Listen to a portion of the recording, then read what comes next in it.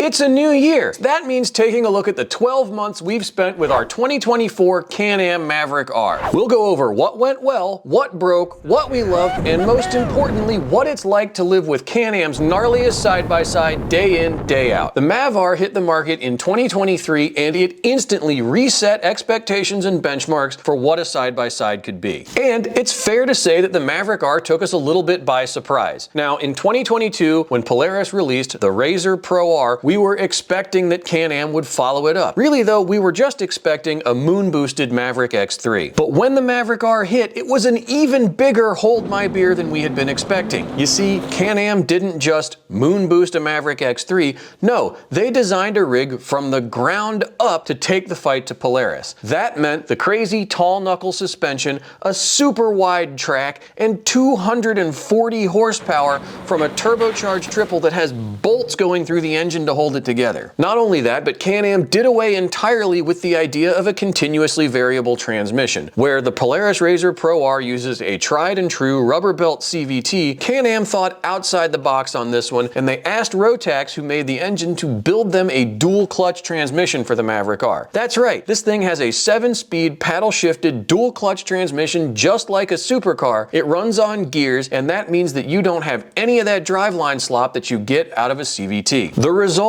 is an open class side-by-side that arguably shares more with a WRC car than it does with a Pro R. And as if a dual clutch transmission wasn't enough, the Maverick R has an anti-lag mode, which basically shuts down a cylinder so that that hole can focus on building boost so that you don't have any turbo lag. That's the kind of thing that we were used to seeing in like a Ken Block Gymkhana video or on some sort of insane hypercar, not on something that costs $40,000 and you can go down to your local dealership and buy. That got us super excited. Not only did it mean that the Maverick R was definitely going to be fast, but it also meant that side-by-sides are now a couple of degrees more serious than they had been up to this point. The fact that the Maverick R uses gears instead of a rubber belt CVT showed that Can-Am was dedicated to the idea that this was a race machine right out of the box. Then there was that hilarious looking tall knuckle suspension, which basically, the TLDR is that it lowers the roll center so that the Maverick R is much more stable in corners. Combine that with the DCT, the anti-lag, and the Maverick R is just kind of turned up to 11ness in general, and that meant you got a super sharp, super focused machine that felt unlike anything we'd driven up to this point. Not only did the Maverick R bring a bunch of new tech to the table, it stayed tried and true to what always made side-by-sides great. We're talking about low weight, huge tires, locking differentials, and 2 feet or so of suspension travel. We were immediately smitten. We knew we had to have one, and that want only got sharper after Can-Am invited us out to the launch in the desert. Those pictures are epic. Go to our website, check them out. Zach Bowman had the story. He came home giddy as a little kid. This is a man who is stone-faced, stoic. He's driven all sorts of insane cars. He's been around the block a bunch of times. Very little gets to him. When he came home giggling like a little schoolgirl about how awesome the Maverick R was, I knew that this machine was something else entirely. There's some magic here that works better than any other machine that I've been in. Lucky for us, Can-Am was happy to oblige, and 12 months ago, we signed the paperwork to get our very own 2024 Can-Am Maverick R. It was real. It was happening. The fastest side-by-side ever available to the public was coming to Knoxville and was going to live in our shop and basically be ours to do with what we pleased. In short, this was gonna rule, and in many ways it did. But our year with the Can-Am Maverick R wasn't all sunshine and rainbows. Let me explain. So back in December of 2023, our Maverick R showed up at our local power sports dealer, and with a little cajoling, a little persuading, and copious promises that we wouldn't break anything or get in the way, they agreed to let us come down to the dealership and unbox our brand new Can-Am.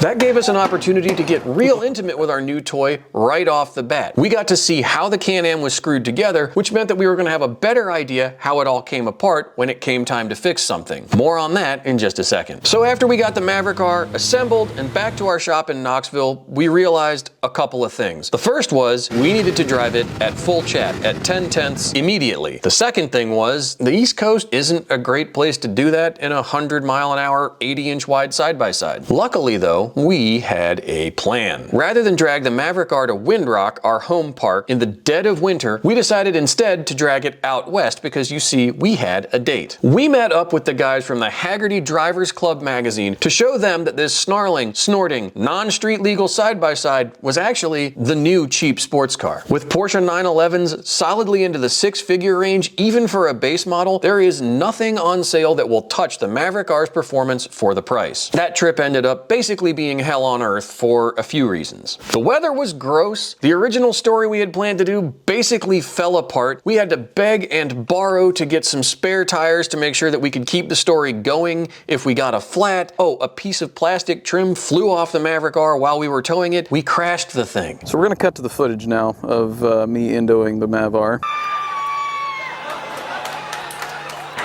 Seriously, with less than 10 hours on our new baby, we rolled it end over end. And by we, I do of course mean Zach. Either way, we rolled over our brand new Maverick R really before we'd even broken it in properly. And because it's a side-by-side, at first it seemed that it had shaken off the crash with little or no damage. And then we started digging a little bit deeper, and as we got it back on the trailer, we noticed a puddle of coolant. How's your coolant? The crash had, unfortunately, poked a tiny little hole in the radiator. And remember a minute ago how I said we had to beg, borrow, and steal to get tires for spares? Well, the reason for that was that Can-Am was sending all of their spare parts to build as many Maverick R's as they could to get their brand new units to dealers so that people could buy them. Combine that with the low volume nature of side-by-sides and there just weren't spare parts to be had. We called every dealership within a 100-mile radius and couldn't get a new radiator. Just couldn't. There wasn't one to be had. And I should note here, we're a media company. We got this rig from Can-Am. When we went to get our spare tires, we called Can-Am and asked them to ask around to dealerships to see who had one. If it hadn't been for their influence, we wouldn't have gotten them. And even with that, we called Can-Am when we broke the radiator and they were like,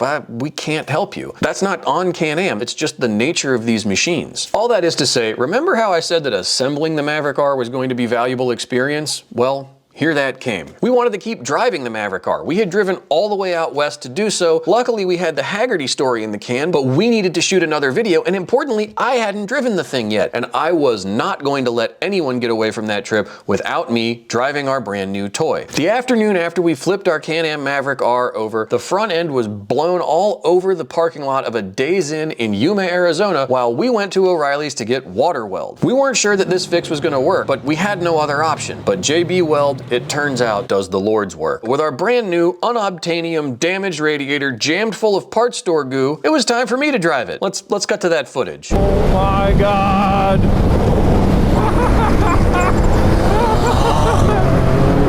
Needless to say, all of that parking lot thrash, the trips to the parts store, and the anguish of having crashed our new baby melted away. This thing was a revelation. My first taste of the Can-Am Maverick R was bliss. Yes, there are other side-by-sides that make north of 200 horsepower. There are other side-by-sides that have unassailable competition records. None of them are in the same league as the Can-Am Maverick R. Sorry, just they aren't. The Mav R's greatest trick, you see, is its ability to convince you that it's not a side-by-side.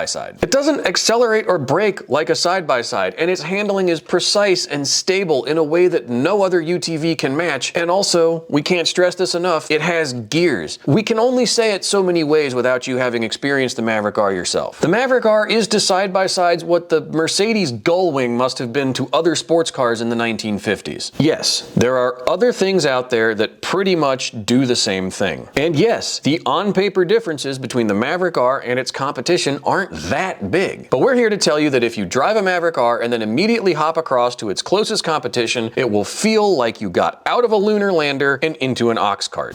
Anyway, sorry, the Maverick R does things to my brain and I can't help but wax lyrical. Anyway, the crash in the desert did have one or two silver linings. The first was, Zach wasn't hurt. In the rollover, Can-Am's standard rollover protection system did its job. The unfortunate part is, that meant that it sacrificed itself to save Bowman's neck, literally. There was a big kink in the roof bar, and that meant that it wasn't safe to use anymore. Now we're gonna circle back to the whole early 2024 specter of Can-Am Maverick R parts availability. Needless to say, Can-Am didn't have an extra ROPS, and no one was building aftermarket solutions yet that were widely available. So what do? Our response was to call our friends at Thumper Fab in Texas. Now, Thumper Fab makes all kinds of great armor and side steps and luggage racks and everything you can imagine for any kind of side-by-side, and they had helped us out in the past with a different Can-Am. So we called them up and said, hey, we rolled over our Maverick R. Any chance you guys have a roll cage for us? And they said, well, funny you should ask. We really want to get one to market, but we haven't had our hands on a Can-Am Maverick R yet. You see where this is going, right? So on our way from Arizona back to our shop in Knoxville, we swung past Thumper Fab's facility in Texas. They do all of their R&D, cutting, welding, fabricating, shipping, and sales out of a small warehouse in eastern Texas. So we left our Maverick R there so they could do their work. It meant we'd be without our new Ripper for a little bit, but it also meant that when we got it back, it would be prettier and safer than stock. Now, keep in mind, dear viewer, when we left the Maverick R in Texas, we had had it for all of 6 weeks. To say that our first couple months with the Maverick R were a whirlwind is the understatement of the year, and the year